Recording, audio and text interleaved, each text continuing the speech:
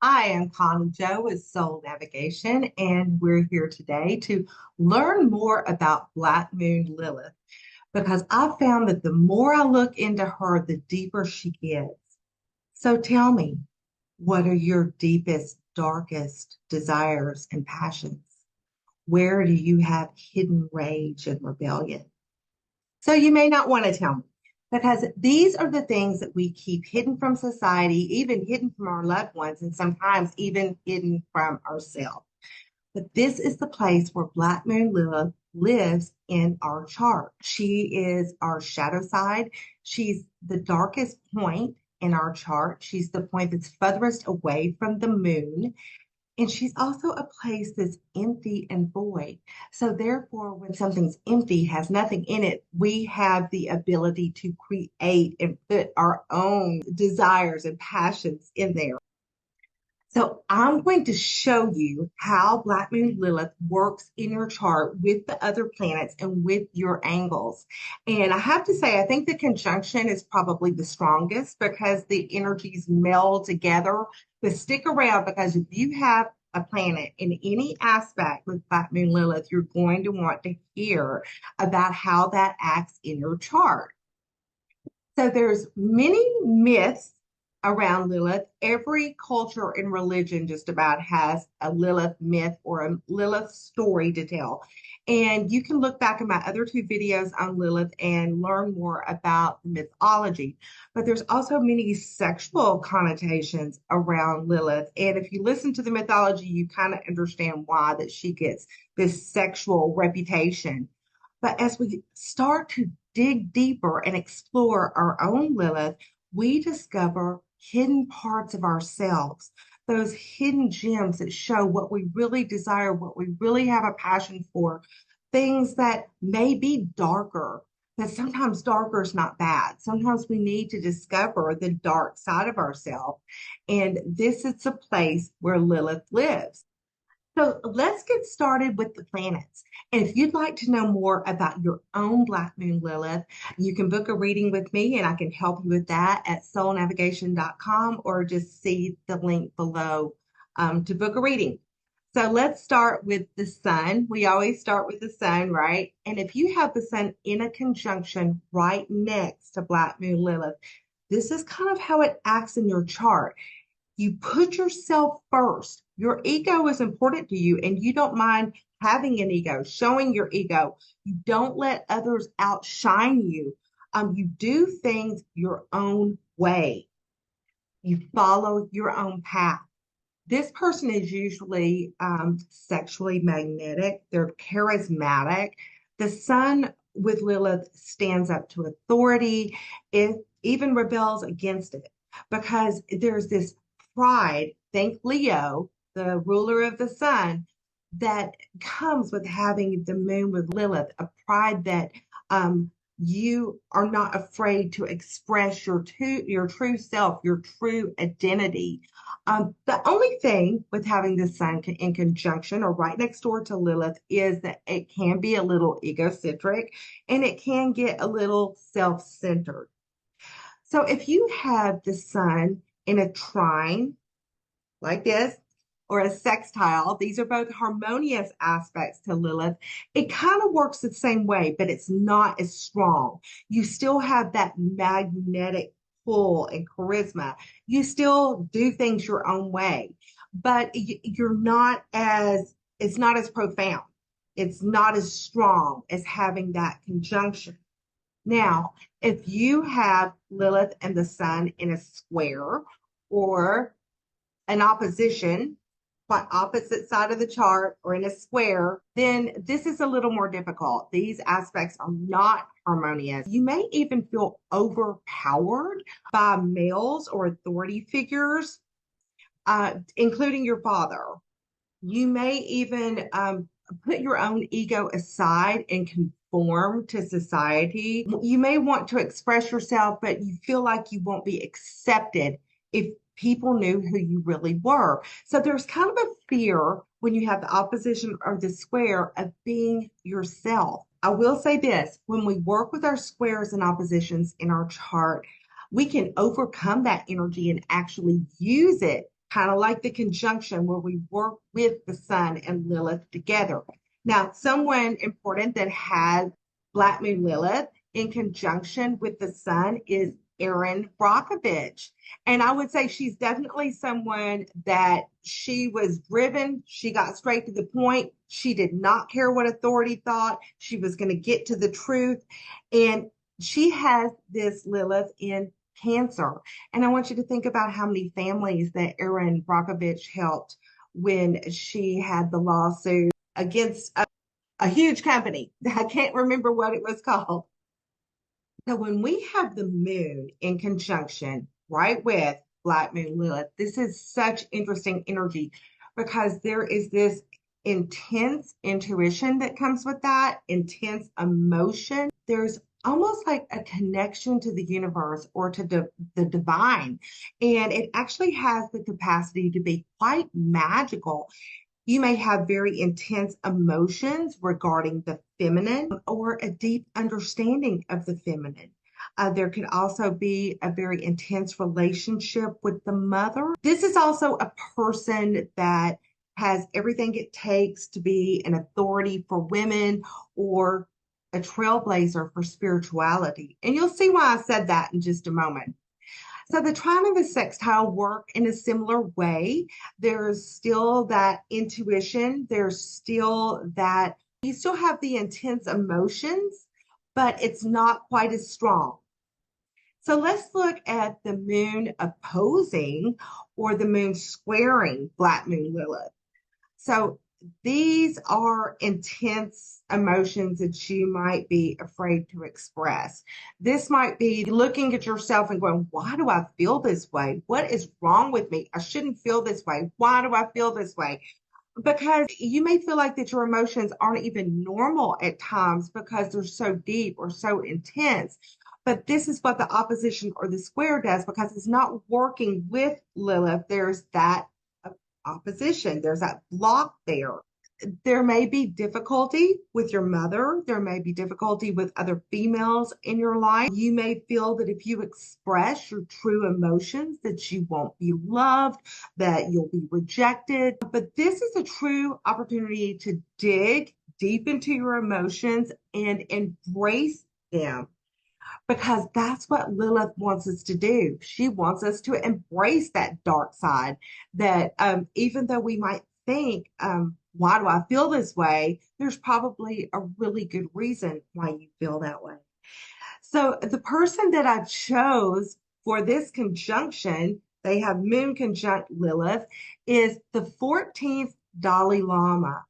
Now, isn't that interesting? A trailblazer for spirituality, someone that is intense into their spiritual life.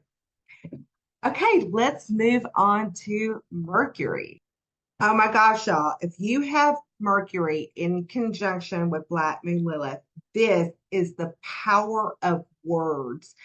This is highly creative and intelligent thinking and thought processes. There's a refusal to remain silent. You speak your piece. You'll always voice what you're thinking, and you don't hold back. There's no holding back with Lilith in conjunction with Mercury. There's also this unique power to manifest with your thinking, with your words. Although this aspect can be rebellious, of course, because you're not afraid of rebellion. There's no fear in saying what you think, good or bad. There's just no fear. The trine and the sextile work in a very similar way. You're apt to speak what you think, but possibly with these aspects, you may hold back just a little bit. There's less of a fear about what other people think with the conjunction. With the trine and the sextile, you may have maybe a little more couth about it, but when Mercury is opposing or squaring Lilith, it's a little bit different. This can be a really fearful place. This is that fear. If other people knew what I was thinking, they would hate me. They would never speak to me again. Society would oust me. I would never be accepted if someone knew what I was really thinking. So there is this deep need to speak out, but you hold back. or you speak out in a very rebellious way that gets you in trouble with authority. So there can be miscommunications, misunderstandings, and there may even be a struggle to understand yourself. Because remember, Lilith is in a dark place. Sometimes we just don't want to go there. There's a fear of even understanding ourselves and why we might think this way. And there might be, real obstacles and barriers to true self-expression when you have Mercury in a square or in opposition, even the quincunx with Mercury, Lilith with Mercury. So there is a struggle, I think, to understand why we think the way we do when we have this aspect. So, hey, everybody, because Lilith is a sexual creature and we're about to get to Venus and Mars, our sex planets, I just want to invite you to go to Soul Navigation's shop and get the Lovers Package for you and your person of interest or you and your partner. You will absolutely love it. That's soulnavigation.com, and then just go to the shop to get the Lovers Package. And I almost forgot. Mercury conjunct Lilith is also in Barack Obama's chart in Leo. I think this is very interesting because he did speak out. And do I know if those were his deepest, darkest passions and fears? I don't know that for sure, but I know that he was not afraid of his thinking processes and to speak out in a very large way. So let's get into Venus with Lilith, because this is one of the most interesting ones, I think. This conjunction, when you have Venus sitting exactly next to Lilith, it's very sexy, very sexual. But the thing is, sometimes these people aren't even classically beautiful or good looking. It's just that there's something about Lilith with Venus. So they have this dynamic sex appeal. Even if it's not the classical sex appeal, there's still something very unconventional and dynamic about it. They're very charismatic most of the time. They may have very unconventional taste in art, and there can just be this star quality about these people. And sometimes I think they don't even recognize it in themselves. I think people see that in them more than possibly they see it in themselves. There's even a self-confidence that can come with having Lilith and Venus together in the conjunction. Okay, but they can become obsessed with beauty. They can become obsessed with love. They may not handle their love relationships in a conventional way at all. And they may not handle their money in a conventional way because Venus rules our money as well. So they may have weird spending habits or what we would deem unusual. Because remember, we're talking about a place in our chart that is not conventional, that's rebellious, that holds things that society doesn't always think is the right way to do things. Now, the obsessive part can be a little bit more prominent with the square and the opposition, and I'm going to go more into that. But if you have the trine or the sextile, this is still harmonious, but you may be a little bit more conventional than if you had Lilith with Venus in a conjunction. So Lilith is primitive, and if she's making a square or opposition to Venus, she is going to get what she wants, and she's going to go after what she wants, whether it belongs to someone else or not. It's like there can be this obsessive quality if you have Venus in a square or opposition to Lilith, where you don't care if that person is available or not. You kind of go after it anyway. And there can also be an obsession with money. You might also have a hard time with your own self-worth, realizing your own value, and a hard time balancing love with the other aspects of your life. Love, you become obsessed with love when you have Lilith and Venus together, or beauty or money. All of the things Venus represents, there can become this obsessive quality to that. And one person that has, and of course, I don't know this person personally, but that does definitely have a sex appeal is Megan Fox. And she has her Venus conjunct Lilith in Gemini. Okay, let's move on to Mars. So if you have Lilith with Mars, I will not be submissive. I will not be dominated.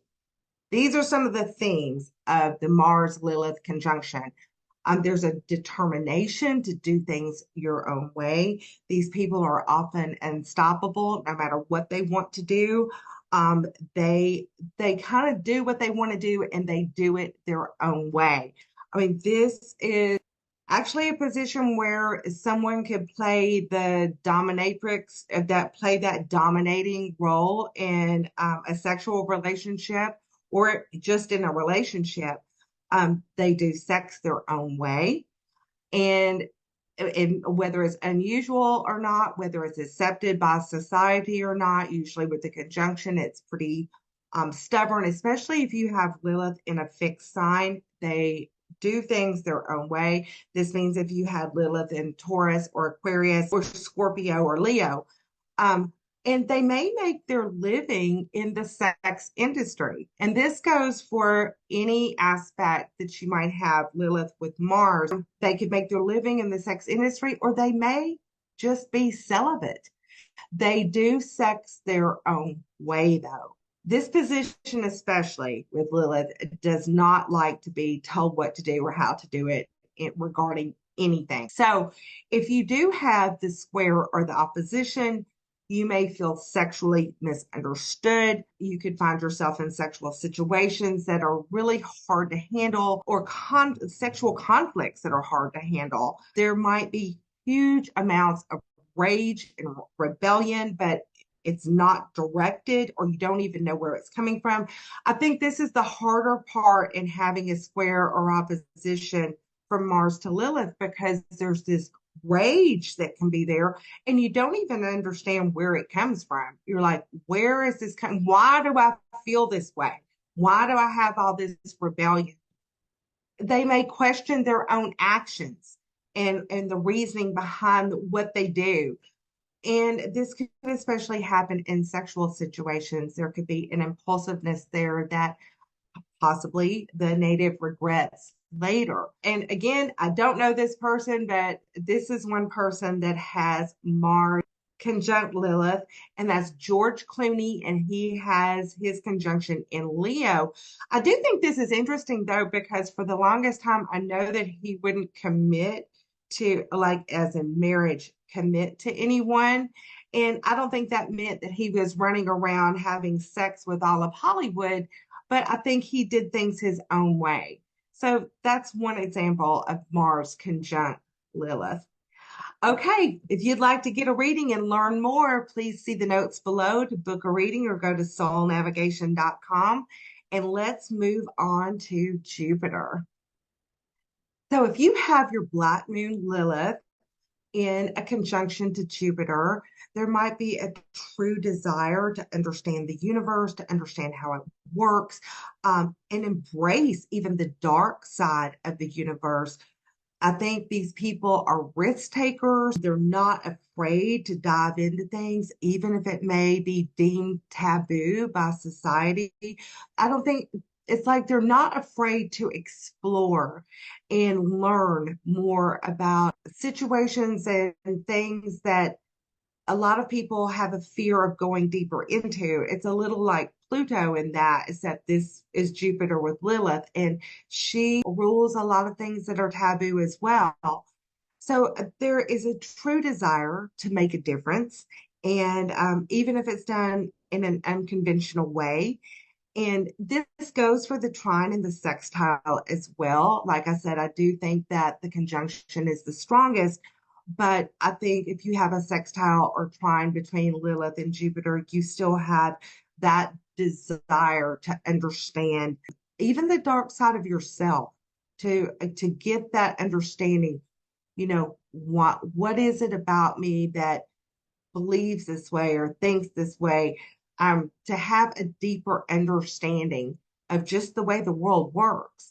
Now, if you have Jupiter in an opposition or a square to Lilith, there's still the desire to learn about all these deeper things, but you might run into some moral dilemmas. I think Jupiter has a lot of integrity and tries to keep that integrity, even if it's connected with Lilith, but you could have struggles in your religious beliefs or with other people's philosophy. Your ideas could be controversial. You may have a hard time expressing how you feel, your belief systems, your ideas to other people with the square and with the opposition. It gets a little bit complicated because the energy doesn't meld together. It kind of fights more against each other. Now, the person that has their Black Moon Lilith conjunct Jupiter is Leo DiCaprio in Pisces. And I don't know much about him, certainly don't know him personally, but he is one that really cares about the environment. I think he has his own organization for the environment, for making the environment a cleaner place, especially the oceans, I believe. And that kind of makes sense because his Lilith Jupiter conjunction is in Pisces. Let's move on to Saturn because Saturn is probably the most interesting planet to go with Lilith. And stick around to the end because I am going to go over Lilith with the Ascendant and the Midheaven, and that really gets interesting. So with Saturn, Saturn restricts. Saturn puts up barriers. It's harder to access Lilith when it's with Saturn.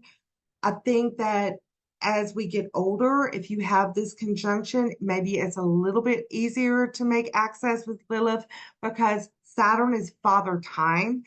And as we get older, we learn to work with that energy a little bit better. And you learn to use that power of Lilith in maybe a more disciplined way. But no matter what aspect Lilith makes to Saturn, this is about the establishment.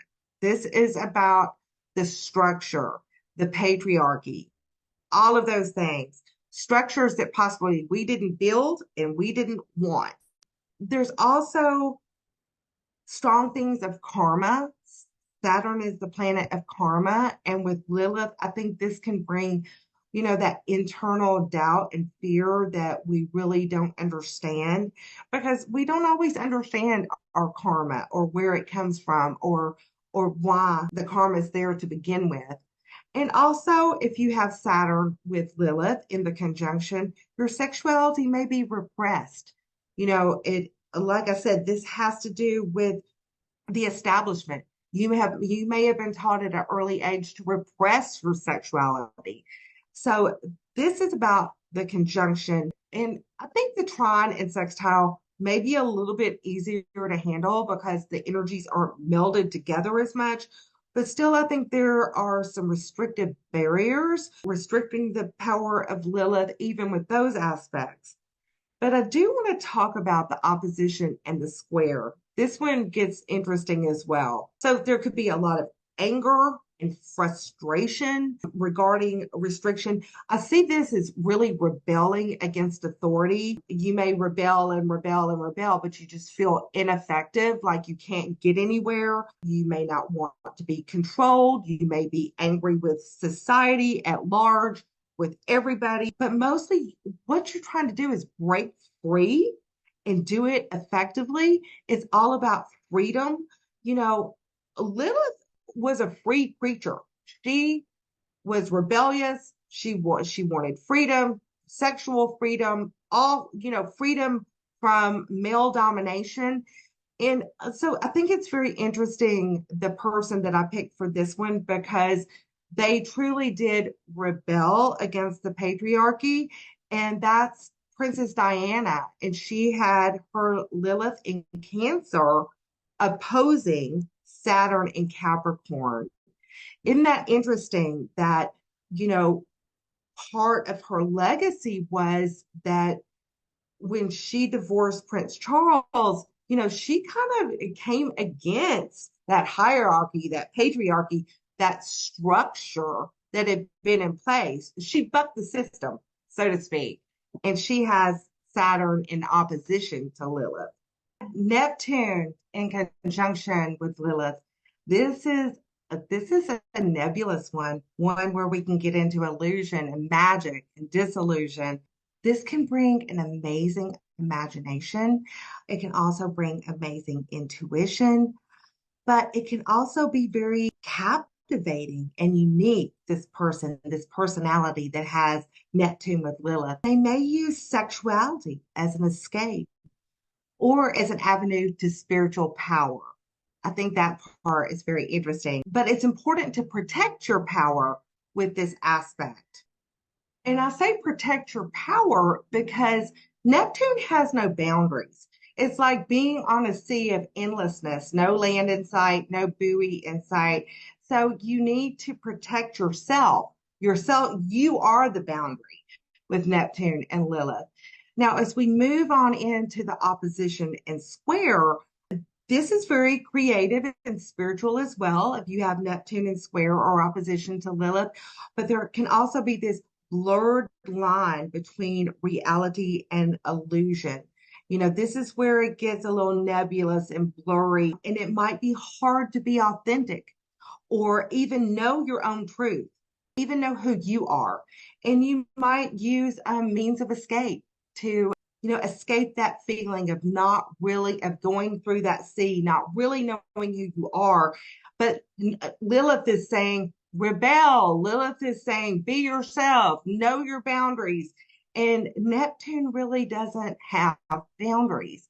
So it's an interesting combination. And one of the people that has this conjunction is Britney Spears, and she has it in Sagittarius. And I think it's interesting because she probably didn't know her own boundaries. So I think a lot of us know the story of her father taking over, controlling everything. And possibly this was because she didn't know how to set those boundaries for herself and really didn't know who she was. And I'm very thankful she's better now, but she is my example for Neptune. So if you find yourself in with the conjunction of Uranus and Black Moon Lilith, there is this innate rebellious energy and need for freedom. So Uranus and Lilith energy actually meld pretty well together because there's, you know, Uranus can be rebellious. It wants freedom, and so does Lilith. So they don't want limitations. They don't want constraints. They don't want to be held back. They want to do things their own way.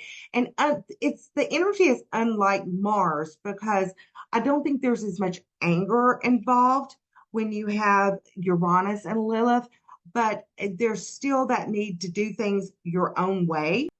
These are people that happily rebel against authority. Bucking the system, bucking authority is a really important for people that have Uranus and Lilith together, doing things their own way. It's vital to their soul to actually do things, have that freedom to do things their own way. And it's kind of revolutionary. These are the people that might lead a group in that rebellious energy, rebelling against society, because where we have those deep hidden fears and desires, I think Uranus kind of brings that out of us just a little bit, maybe more than some of the other planets.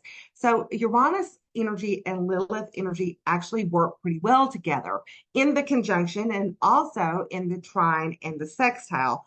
It gets a little bit different, a little bit rocky when we have Uranus in square or opposition to Lilith.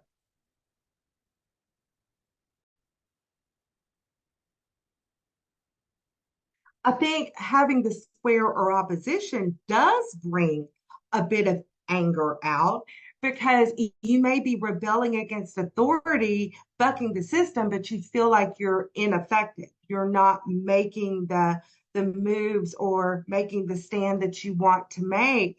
So you may be trying to break free from these constraints and it doesn't work out like you would like because the square and the opposition is that's harder energy that they they are aspects that are harder to deal with. So you may run into like, so quick example, possibly this is the person that is rebelling, fighting for freedom, and it's not as effective. Something happens that is with authority. Perhaps they go to jail, perhaps they get in trouble, whatever. But when Uranus is with Lilith or making a harmonious aspect, it can actually work out nicely. And when you work with your squares and oppositions, you can make that energy work after time. You just have to get over those barriers and restrictions first. You know, Pluto in conjunction to Lilith is one of the most interesting ones because both Lilith and Pluto have transformative powers and they embrace the taboo. And this can be very powerful. This can be a very powerful conjunction in your chart. It's powerful energy. And this is a placement where you could really dive into your own subconscious and find out more about your shadow side. Because Lilith is the shadow side. Pluto has the desire to go in deeper, to know the truth.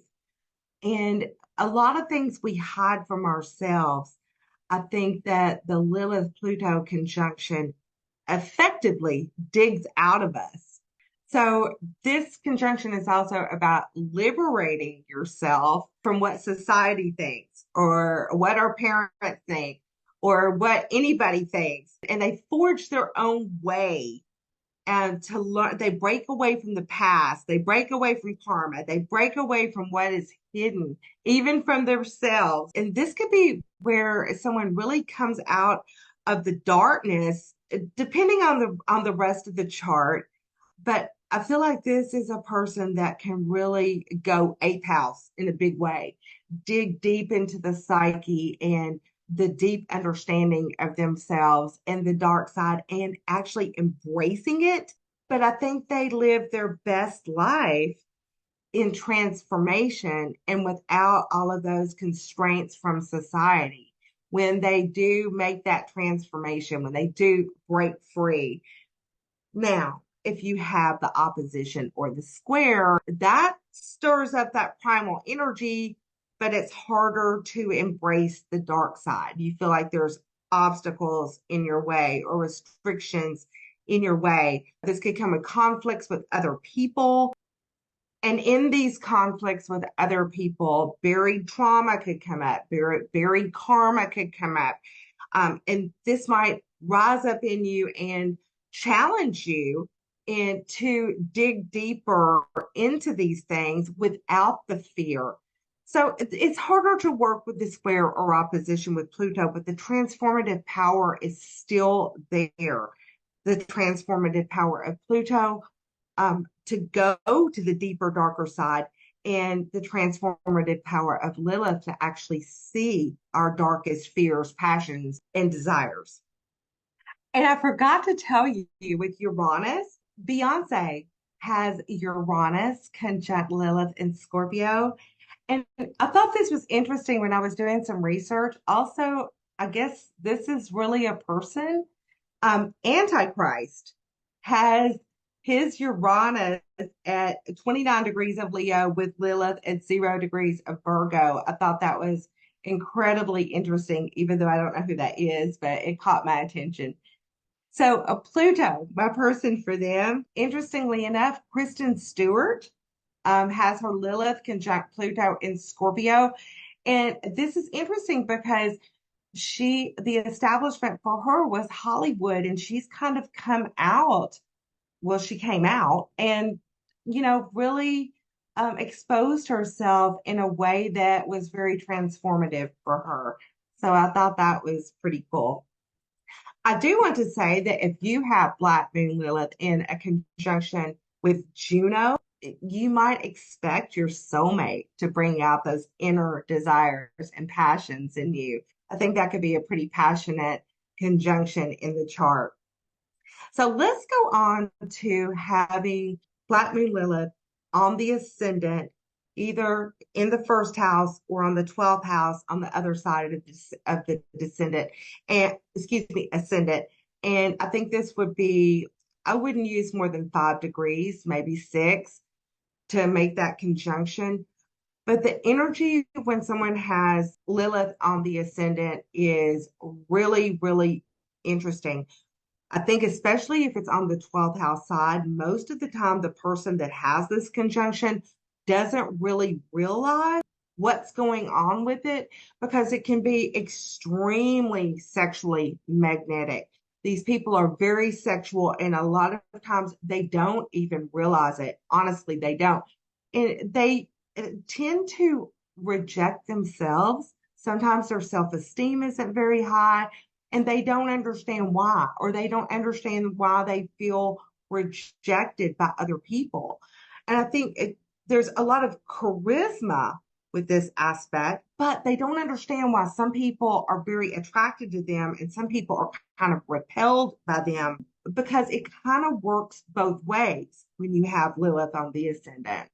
So Lilith on the ascendant, although it's magnetic, charismatic, sexual, all of these things, it could also be lonely because the natives don't understand the energy. And I think sometimes it's kind of a lonely place to have Lilith because it's part of who you are, yet these are hidden desires and passions. I think it's a hard place to understand yourself when you have Lilith on the ascendant. There's a need for freedom, but you don't know exactly why you want freedom. There's a need for rebellion, but you don't really know what you're rebelling about because it's kind of wrapped up in your personality and who you are. Now, one of the people that I picked that has Lilith on the ascendant is Marilyn Monroe.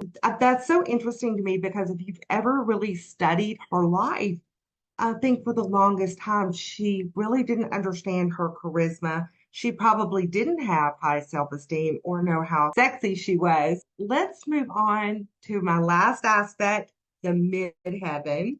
And I just want to tell all of you guys, you should really try my relocation report. You can pick up to 5 cities anywhere in the world and see what it would feel like to live there. There's a scoring system that kind of scores you on career, love, belief systems. All I think there's 10 different categories. It's a lot of fun, and you can find it in Meredith's shop at soulnavigation.com. All right, let's finish with the midheaven. Because if Black Moon Lilith sits on your midheaven, it's seen. The midheaven is the highest point of the chart. It's the most public part of the chart. It's the part people see the most. So unlike the ascendant, where energy kind of melds with who you are, your personality, how you start things, the midheaven's a little bit different because it's on display, but it's not necessarily part of who you are.